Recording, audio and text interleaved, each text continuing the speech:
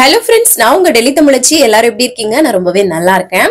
நிறைய பேர் வந்து கேட்டிருந்தீங்க வெயிட் லாஸ் சேலஞ்சுக்கு. நான் சொல்லியிருந்தேன் இல்லையா, அதுல வந்து நிறைய பேர் 100 days 50 days அதுக்கப்புறம் 30 days இதெல்லாமே சொல்லியிருந்தீங்க. எல்லாருக்கும் காமனா நிறைய கமெண்ட்ஸ் எல்லாம் பார்த்துட்டு 50 days வெயிட் லாஸ் சேலஞ்ச் வந்து கரெக்டா இருக்கும் அப்படின்னு சொல்லிட்டு நான் வந்து யோசிக்கிறேன். ஏன்னா 100 days போனா ரொம்ப போர் அடிச்சிரும், 30 daysனா சீக்கிரமா முடிஞ்சிரும்ன்ற மாதிரி இருக்கும். 50 daysக்குள்ள ஒரு டார்கெட் பண்ணி இப்போதைக்கு நம்ம வந்து ஸ்டார்ட் பண்ணலாம் அப்படின்னு சொல்லிட்டு தான். ஸோ எல்லாருமே வந்து ஸ்டார்ட் பண்ணலாம். நெக்ஸ்ட் வீக் வந்து நான் திங்கக்கிழமையில இருந்து ஸ்டார்ட் பண்ணலான் இருக்கேன். ஸோ உங்களுக்கு செவ்வாய்க்கிழமையில இருந்து அந்த வீடியோஸ் வந்து ஸ்டார்ட் ஆகும். அதுக்குள்ள கொஞ்சம் வந்து நான் ரிலாக்ஸ் ஆயிட்டு செட் ஆயிக்கிறேன். என்னன்னா கொஞ்சம் இப்பதான் சொன்னேன் இல்லையா, ஊர்ல இருந்து வந்ததுக்கு அதுக்கப்புறம் இப்படி ஆயிடுச்சு இல்லையா. ஸோ அதனால கொஞ்சம் செட் ஆயிட்டு திங்கக்கிழமையில இருந்து கண்டிப்பா நம்ம வந்து எடுக்க ஆரம்பிச்சிடுவேன். நான் அன்னைக்கு வந்து பண்ண ஆரம்பிச்சிடுவேன். உங்களுக்கு செவ்வாய்க்கிழமையில இருந்து வீடியோ வர ஆரம்பிச்சிடும். சரிங்களா? அதுக்கு ஏத்தாப்புல நீங்களும் ப்ரிப்பேர் ஆயிக்கோங்க. அப்புறம் இன்னைக்கு வந்து ஹஸ்பண்டும் ஆஃபீஸ் போறாங்க. தம்பிக்கும் வந்து லஞ்ச் பாக்ஸ் வந்து பேக் பண்ணும் இல்லையா. ஸோ ரவை உப்புமாக்கு தான் ரவை வந்து நல்லா வறுத்து எடுத்துக்கிட்டேன். அதுக்கப்புறம் சரி சட்னி பண்ணலான்னு சொல்லிட்டு ஒரு பேன்ல எண்ணெய் சூடு பண்ணிட்டு உளுந்த பருப்பு நல்லா பொரிய விட்டுக்கிறது. பொரியும் போதே நல்லா வாசனையா இருக்கும் இல்லையா, ரொம்ப நல்லாவும் இருக்கும். காரத்துக்கு ஏற்ப வரமிளகாயும் பச்சை மிளகாயும் சேர்த்துருக்கிறேன். அதுக்கப்புறம் வெங்காயம் பூண்டு அதுக்கப்புறம் கருவேப்பிலை எல்லாம் சேர்த்து அதை நல்லா வதக்கி விட்டுட்டு இந்த சைடு உப்புமாக்கு வந்து சிம்பிளா தாளிச்சு விட்டாச்சு. கடுகு அதுக்கப்புறம் வரமிளகாய் வெங்காயம் கருவேப்பிலை அவ்வளவுதான் தாளிச்சு விட்டாச்சு. இந்த சைடு வந்து அதுக்கப்புறம் வதங்கிடுச்சு வெங்காயம். அதுல வந்து கொஞ்சம் புளி துண்டு வந்து சேர்த்துச்சு. அதுக்கப்புறமா தக்காளி சேர்த்து உப்பு சேர்த்து நல்லா வந்து வதக்கி விட்டுக்கலாம். என்னதான் தக்காளி சேர்த்தாலும் கொஞ்சம் புளி சேர்த்தாலும் ஒரு டேஸ்ட் ரொம்ப நல்லா இருக்கும். ஸோ இதை நல்லா வந்து வதக்கி விட்டுக்கலாம். ஓரளவுக்கு வந்து வதங்கினதுக்கு அப்புறமா கொத்தமல்லி தலையை நல்லா வந்து பொடியா கட் பண்ணி சேர்த்துட்டோம்னு வச்சுக்கோங்க, ரொம்ப நல்லதுங்க. ஸோ அதனால அதையும் சேர்த்து ஒரு லைட்டா ஒரு கிண்டி விட்டாலே போதும், இந்த மாதிரி ரெடி ஆயிடும். ஸோ இதை அப்படியே நம்ம வந்து ஆற வச்சுக்கலாம். அதுக்கப்புறம் இந்த சைடு உப்புமாக்கு எப்பவும் போல தண்ணி எல்லாம் வச்சு கொதிக்க விட்டாச்சு. இது இல்லாமல் வெஜிடபிள்ஸ் கூட சேர்த்து பண்ணலாம். ஸோ நான் வந்து இன்னைக்கு வந்து சிம்பிளா தான் வந்து பண்ணியிருக்கேன். அதுக்கப்புறம் வறுத்த ரவையை நல்லா கிண்டிக்கலாம். நிறைய பேருக்கு ரவை உப்புமாலாம் பிடிக்காதுங்க, ஆனா நல்ல ஒரு சட்னி குழம்பு கூட எல்லாம் வச்சு சாப்பிட பாருங்க. அதுவும் நல்லா வறுத்துட்டு கரெக்டா பண்ணீங்கன்னா டேஸ்ட் ரொம்பவே நல்லா இருக்கும். தம்பிக்கு வந்து காலையில குடிக்கிறதுக்கு மஞ்சப்பால் தான் வந்து போட்டு கொடுத்தேன். அதுக்கப்புறம் உப்புமாவும் சூப்பரா வந்து ரெடி ஆயிடுச்சு. எல்லாருக்குமே இதுதான் இன்னைக்கு வந்து பிரேக்ஃபாஸ்ட்.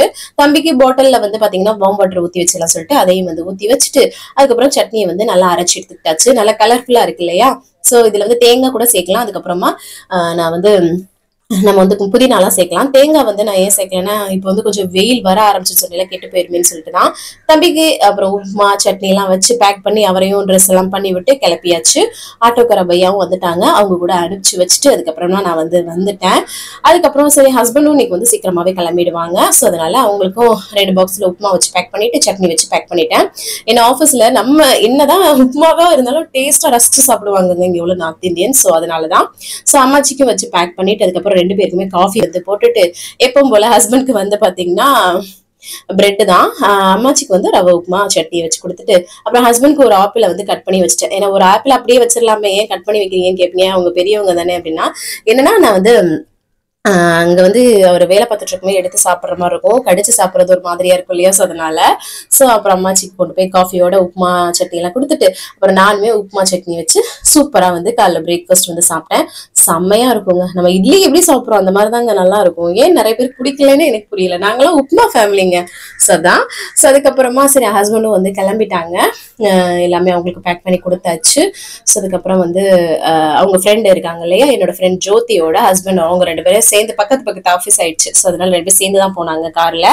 அதுக்கப்புறமா நான் பாத்திரத்தெல்லாம் கழுவி போட்டுட்டு குளிச்சு ஃப்ரெஷ் அப் ஆயிட்டேன். ஏன்னா நீ நார்மல் டிஷர்ட் இந்த மாதிரி போட்டுட்டேன். ஏன்னா ஆட்டோக்கார பையவே கூட்டிட்டு வந்துறாரு, இல்லைன்னா முன்னாடி நான் தானே கூப்பிட்டு வருவேன். ஸோ அதனால பிள்ளைங்க கவன் வர்றதுக்குள்ள சரி பிள்ளைங்க 2 பேருக்கும் ஆரஞ்சு ஜூஸ் போட்டு வச்சிடலாம் சொல்லிட்டு அதையும் புளிஞ்சு வச்சுட்டேன். அதுக்கப்புறம் சரி மிஷின்ல துணியை போட்டு விட்டு வந்துடலாம், அது பாட்டுக்கு ஓடிட்டு இருக்கும் இல்லையா. ஸோ அதனால அதையும் வந்து போட்டு விட்டுட்டு அதுக்கப்புறமா அம்மாச்சிக்கு வந்து காஃபி வந்து போட்டேன். ஏன்னா அம்மாச்சி வந்து இன்னைக்கு நான் கொண்டு போய் கொடுக்கல, அவங்களே வந்துட்டாங்க இங்க. ஏன்னா செடிக்கு வந்து மண்ணு போடணும் அப்படின்னு சொல்லிட்டு மேல நம்ம வச்சிருக்கோம் இல்லையா மாடி தோட்டம், அதை பாக்குறதுக்காக வந்தாங்க. ஸோ அப்படியே கொடுத்து விட்டாச்சு. அப்புறமா 12 மணிக்கு தம்பியை வந்து ஆட்டோக்கார பையவே கூட்டிட்டு வந்துட்டாங்க. அப்புறம் நேத்து வந்து மார்க்கெட்ல வந்து பாலக்கீரை வந்து வாங்கிட்டு வந்திருந்தாலும் அதை எடுத்துதான் வந்து உட்காந்துட்டு நல்லா ஆஞ்சிட்டு இருந்தேங்க. அதுதாங்க டைம் எடுக்கும். இந்த கீரை சாப்பிட்றதெல்லாம் ஓகேங்க, ஆனா அதை செய்யறதுக்கு அது ஆஞ்சு எனக்கு என்னமோ அது மட்டும் ஒரு எரிச்சலா இருக்குங்க. உங்களுக்குலாம் எப்படின்னு சொல்லிட்டு மறக்காம சொல்லுங்க.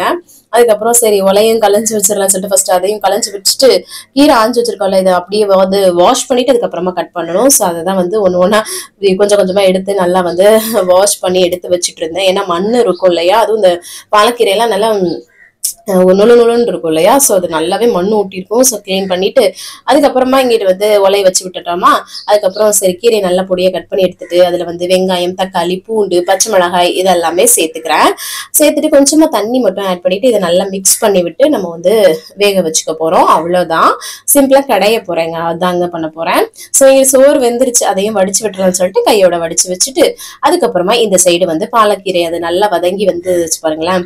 கொஞ்சமா நான் வந்து மஞ்சள் தூள் வந்து ஆட் பண்ணிக்கிறேன், நல்லா இருக்கும். ஸோ அதனால அதை ஆட் பண்ணிட்டு கொஞ்சம் மிக்ஸ் பண்ணி விட்டுட்டு இதை வந்து அப்படியே ஆற வச்சுக்கலாம்.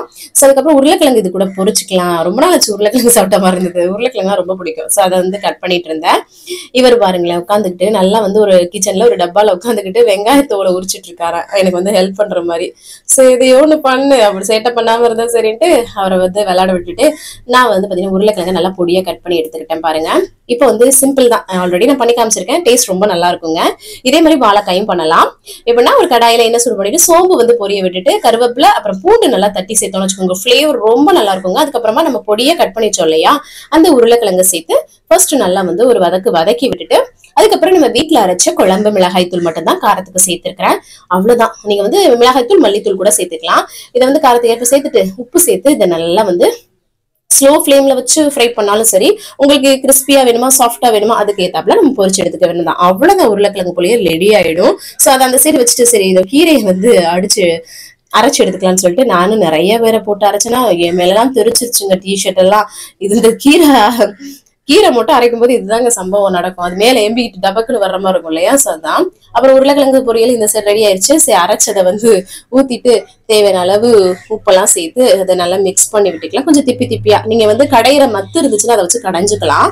ஸோ நான் இதை தாங்க பண்ணுவேன். ஸோ அதுக்கப்புறம் கடுகு, சீரகம், வரமிளகாய் எல்லாம் சேர்த்து ஒரு தாளிச்சு கீரையில வந்து கொட்டியாச்சு. அதுக்கப்புறம் சாதம், உருளைக்கிழங்கு பொரியல், கீரை எல்லாம் வச்சு அம்மாச்சிக்கு வந்து பேக் பண்ணியாச்சு. அம்மாச்சிக்கு இந்த மாதிரி கீரை கடையிறது ரொம்பவே பிடிக்கும். ஸோ அதனால அவங்களுக்காக தான் நீங்க வந்து ஸ்பெஷலா வந்து பண்ணினேன். ட்ரெஸ்ஸை வந்து சேஞ்ச் பண்ணிட்டேன் பாருங்களேன், அந்த இது அப்படியே வந்து மிக்சில இருந்து லைட்டா அப்படியே தெரிச்சிருச்சு. ஸோ அதனாலதான். ஸோ அதுக்கப்புறம் மிஷின்ல இருக்க துணியெல்லாம் எடுத்துட்டு வந்து காய போட்டுட்டு இருந்தேன். கண்ணு முழிக்க முடியல, எவ்வளவு வெயிலா இருக்கு மட்டும் பாருங்க. நிறைய துணி சேர்ந்து போன மாதிரி ஆயிடுச்சுங்க. அது இத்தனைக்கும் வந்து டெய்லி தான் துவைக்கிறோம், ஒரு சில நேரம் வந்து எக்ஸ்ட்ரா வந்து விழுகும், எல்லாருக்குமே தெரியும் இல்லையா. ஸோ அதனால அதையும் காய போட்டு அதுக்கப்புறமா கீழே வந்து சாதம், கீரை கடையல், உருளைக்கிழங்கு பொரியல் வச்சு சூப்பரா சாப்பிட்டேங்க. செம்ம எம்மியா இருந்தது. எனக்கு அந்த வேலையை முடிச்சுட்டு திருப்தியா சாப்பிட்டாதாங்க சாட்டிஸ்ஃபைடா இருக்கும், இல்லன்னா அந்த வேலை இருக்கே அப்படின்ட்டு மைண்ட்ல ஓடிட்டு இருக்கும். சோ அதுதான். அதுக்கப்புறம் எடிட்டிங் வேலை அந்த மாதிரி தாங்க இருந்தேன். அதுக்கப்புறமா 6 மணி ஆயிடுச்சு, தம்பியை டியூஷன்ல விட்டுட்டு வந்துடலாம்னு சொல்லிட்டு அவரை வந்து விட்டுட்டு வந்து அவர் தான் பேக் போட்டுட்டு வருவேன் அப்படின்னு சொல்லிட்டு அழகா வந்து போட்டுட்டு வராரு. டே வெயிட்டா இருக்கும்டா, நானா இப்ப தூக்குறேன், ஸ்கூல்ல நீ தான் தூக்க போற அப்படின்னு சொன்னாலும் கேட்க மாட்டான். இன்னைக்கு வந்து அவன் தான் தூக்கிட்டு வந்தான். சரி அப்புறம் அம்மாச்சிக்கு வந்து ஈவினிங் டைம் ஆயிடுச்சுல காஃபி போட்டு கொடுத்துட்டு இந்த வேர்க்கடலை மசாலா பீனட்ஸ் இதுதாங்க வந்து சாப்பிட்டோம் நாங்க எல்லாருமே ஸ்நாக்ஸா. சரி அதுக்கப்புறம் வந்து உருளைக்கிழங்கு நிறைய தாங்க இருந்துச்சு, நைட்டுக்கு சேர்த்தர செஞ்சு காமிச்சேன் இல்லையா, அது சாப்பிட்டதுக்கு அப்புறம் தான் வீடியோ எடுத்தேன், அதனாலதான் கம்மியா தெரியுது. கீரையும் இது வந்து அம்மாச்சிக்கு மட்டும் பேலன்ஸ் வந்து வச்சிருந்தோம். ஸோ நாங்க எல்லாருமே கீரை அதுக்கப்புறம் உருளைக்கிழங்கு பொரியல் எல்லாம் வச்சு டின்னரை கம்ப்ளீட் பண்ணிட்டோம். என்னங்க சிஸ்டர் நைட்டு போய் நீங்க வந்து சாப்பிட்றீங்க அப்படின்னு சொல்லி கேட்பீங்க. கீரை எங்களுக்கு வந்து பழக்கமாயிடுச்சுங்க. ஸோ அதனால ஒன்றும் இல்லை. ஸோ குக்கர்ல தான் கொஞ்சம் சாதம் வந்து வச்சு எல்லாருமே சாப்பிட்டுட்டு பாத்திரத்தெல்லாம் கழுவி போட்டு கம்ப்ளீட் பண்ணியாச்சு. ஸோ இன்னைக்கு டே இந்த மாதிரி தாங்க போச்சு. சீக்கிரமா வெயிட் லாஸ் சேலஞ்சில் வந்து உங்களை வந்து நான் மீட் பண்றேன். அதுக்கு இடையில நார்மல் பிளாக்ஸ் வந்து போடுறேன், சப்போர்ட் பண்ணுங்க. அப்புறம் இவ்வளவு நேரம் என்னோட வீடியோவை பொறுமையை பார்த்தமைக்கு மிக்க நன்றி. லைக் அண்ட் சப்ஸ்கிரைப் பண்ணி சப்போர்ட் பண்ணுங்க. தேங்க்ஸ் ஃபார் வாட்சிங். பாய்.